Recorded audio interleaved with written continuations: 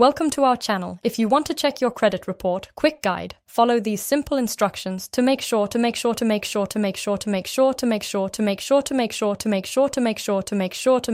ensure everything is properly set up and works correctly. Step 1. Open your web browser or mobile app and navigate to the relevant platform or website. Be sure to make sure you're logged in with your account credentials if required. Step 2. Locate the main menu or settings section. Look for the option related to your task, usually found in the top navigation bar or sidebar menu. Step 3. Navigate to and click on the appropriate section or tab where you can access the specific feature or tool you need for this process. Step 4.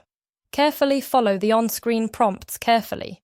Enter any required information such as amounts, addresses, or account details, accurate and correct, and correct and correct and correct and correct and correct and correct and correct and correct and correct and correct and correctly to avoid errors. Step 5. Thoroughly review all the information you've entered before proceeding. Double-check that everything is correct to prevent any issues or delays.